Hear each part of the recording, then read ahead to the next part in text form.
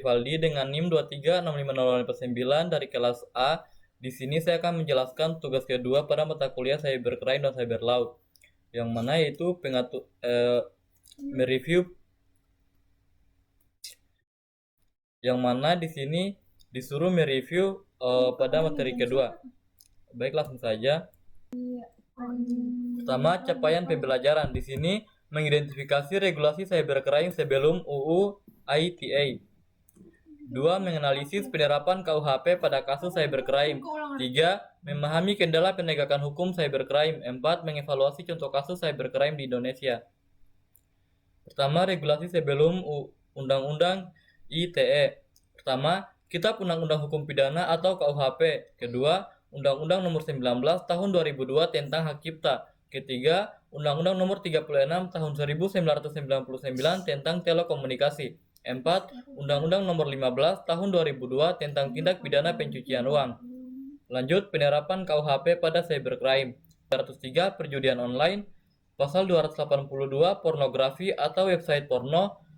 Selanjutnya pasal 406 perusakan atau device atau hacking. Selanjutnya pasal 262 pemalsuan surat atau kartu kredit. Nah, selanjutnya studi kasus KUHP carding. Pertama, modus mencuri nomor kartu kredit, transaksi e-commerce. Yang kedua, pasal 362 atau pencurian, kemudian 378 atau penipuan, dan 262 atau pemalsuan. Yang ketiga, proses penjualan kirim barang, ban tolak pembayaran. Keempat, korban, pemilik kartu kredit, dan penjual online. Nah, selanjutnya, contoh kasus cybercrime di Indonesia. Yang pertama, pencurian akun internet, user read and password, ISP dicuri. Korban, pelanggan ISP atau dibebani biaya. Kasus 2 warnet di Bandung pada tahun 2000-an. Yang kedua, device website. Mengubah halaman web statistik pada tahun 2000-an, satu website per hari dibajak. Metode eksploitasi lubang keamanan. Target, website pemerintah dan perusahaan. Yang ketiga, probing dan port scanning. Pengintaian sistem, analog, cek pintu atau jendela rumah target, tools and map, angry IP scanner, status belum kejahatan tapi mencurigakan. Selanjutnya, IDCERT atau Indonesia Computer Emergency Response Team. IDCERT atau Indonesia Computer Emergency Response Team merupakan institusi kunci dalam ekosistem keamanan cyber Indonesia. Fungsi Point of Contact laporan masalah keamanan, inspirasi CERT Global pasca Sandmail Worm pada tahun 1988. Peran koordinasi penanganan insiden cyber. Selanjutnya, fungsi dan peran IDCERT atau IDCERT Indonesia Computer Emergency Response Team.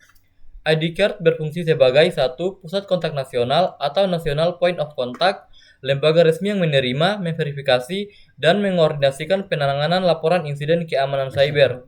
2. Koordinator penanganan insiden. IDCERT aktif melakukan analisis, respons, dan pemulihan terhadap insiden. 3. Pusat peringatan dini dan analisis. Memantau ancaman keamanan cyber global dan lokal, mengeluarkan peringatan atau advisories serta rekomendasi teknis. 4. Pendorong kesadaran dan kapasitas, melakukan sosialisasi, pelatihan, dan pembangunan kapasitas untuk meningkatkan tingkat kesadaran dan kesiapan sumber daya manusia.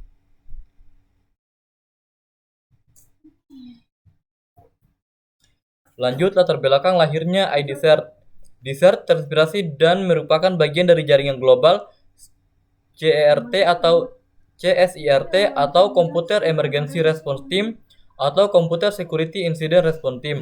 Konsep ini lahir sebagai respon langsung terhadap peristiwa bersejarah. 1. The Morris Worm pada tahun 1988 sering disebut sebagai Sandmail Worm. Ini adalah worm komputer pertama yang menyebar luas di internet awal. Ketika itu ARPANET melumpuhkan sekitar 10% dari 60.000 komputer yang terhubung. Insiden ini membuka mata dunia akan kerentanan sistem terdistribusi. 2. Kelahiran CERT pertama. Menanggapi insiden tersebut, DARPA atau Defense Advanced Research Project Agency Amerika Serikat mendirikan CERT Coordination Center atau CERT atau CC di Universitas Carnegie Mellon pada tahun 1988. Ini menjadi model bagi tim respons insiden serupa di seluruh dunia termasuk Indonesia. IDCERT didirikan untuk membawa fungsi-fungsi kritis ini ke tingkat nasional, adaptasi mode global dengan konteks dan kebutuhan keamanan cyber Indonesia. Lanjut, hubungan IDCERT dengan kerangka hukum cyber Indonesia. 1. Fast respon teknis vs hukum. IDCERT fokus pada penanganan teknis darurat atau menutup kerentanan, membasmi malware, memulihkan sistem. Sementara itu, lembaga penegak hukum seperti Bareskrim Polri fokus pada penyidikan dan proses hukum terhadap pelaku berdasarkan undang-undang yang berlaku. 2. Sumber informasi dan bukti. Analisis forensik digital dan laporan insiden dari IDCERT seringkali menjadi data awal atau lead atau alat bukti elektronik pendukung yang penting bagi penyidik dalam kasus pidana cyber. 3. Pencegahan kerugian yang lebih luas. Dengan merespon insiden dengan cepat, IDCERT membantu mencegah eskalasi serangan yang dapat menimbulkan kerugian finansial masif atau gangguan layanan publik yang ujung-ujungnya juga merupakan bentuk pencegahan kejahatan. Lanjut contoh aksi IDCERT. Di sini ada jenis kasus cybercrime. Yang pertama, serangan ransomware pada sektor vital. Contoh insiden nyata di Indonesia, serangan Brian Sipler pada rumah sakit pada tahun 2023. Aksi dan peran IDCERT. Pertama, peringatan dini, menerbitkan advisory teknis. 2. Koordinasi tanggap darurat, membantu isolasi sistem dan pemilihan data. 3. Analisis malware, reverse engineering untuk pemahaman ancaman. Selanjutnya, sinergi dan lembaga dan regulasi lain. Pertama, BSSN, kebijakan keamanan sektor kesehatan. 2. Kemenkes, koordinasi dengan fasilitas kesehatan. 3. Regulasi undang-undang PDP atau perlindungan data pribadi. Selanjutnya, penanganan insiden cyber. 1. Aksi IDCERT dalam penanganan insiden cyber ada 3 fase operasional utama. Pertama, respon cepat dan mitigasi. 2. Analisis forensik dan koordinasi. 3. Edukasi dan pencegahan jangka panjang. Selanjutnya, penanganan insiden cyber. 1. Aksi IDCERT dalam penanganan insiden cyber ada 3 fase operasional utama, yaitu pertama, respon cepat dan mitigasi. 2. Analisis forensik dan koordinasi. 3. Edukasi dan pencegahan jangka panjang. Selanjutnya, sertifikasi perangkat keamanan. Pertama, sertifikasi perangkat keamanan adalah proses formal untuk memverifikasi dan memvalidasi bahwa suatu produk teknologi seperti firewall, sistem operasi, atau aplikasi kriptografi telah memenuhi serangkaian persyaratan keamanan yang telah ditentukan sebelumnya. 2. Tujuannya adalah memberikan jaminan objektif atau asuransi kepada pengguna akhir, baik individu, perusahaan, maupun pemerintah bahwa produk tersebut dapat dipercaya untuk melindungi sistem dan data mereka dari ancaman cyber. Proses ini menjadi fondasi bagi ekosistem keamanan digital yang tangguh dan kredibel. Selanjutnya, tantangan utama sertifikasi perangkat keamanan. 1. Problem. Ketergantungan pada sertifikat asing. 2. Kebutuhan. Standar berbeda untuk personal vs militer. Contohnya, Common Criteria atau ISO 15408. Lanjut, analisis kendala penegakan hukum cybercrime di Indonesia.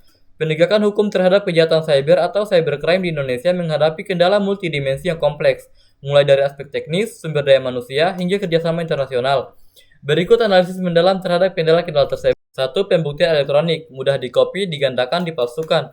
2. Perbedaan persepsi, penafsiran pasal oleh penegak hukum. 3. Lemahnya penguasaan komputer, aparat tidak paham sistem. 4. Sarana dan prasarana komputer hanya untuk administrasi. 5. Kesulitan menghadirkan korban dari luar negeri. 6. Transnasional, butuh kerjasama internasional. Ini main di dalam main kan ini? Selanjutnya, kesimpulan. Pertama, sertifikasi perangkat keamanan bukanlah kemewahan, melainkan sebuah keharusan untuk kedaulatan digital Indonesia. Keberhasilan membangun skema sertifikasi nasional yang kredibel akan menghasilkan 3 manfaat utama, seperti meningkatkan kepercayaan pada ekosistem digital dalam negeri, melindungi infrastruktur kritis dengan standar sesuai ancaman. Selanjutnya, mendorong industri keamanan cyber lokal untuk berinovasi dan bersaing. Inisiatif ini akan melengkapi peran IDCERT dalam penanganan insiden atau reaktif dengan fondasi asuransi yang proaktif, menciptakan pertahanan cyber Indonesia yang lebih holistik dan berdaulat. Baik, mungkin saja penjelasan dari saya. Saya kira assalamualaikum warahmatullahi wabarakatuh.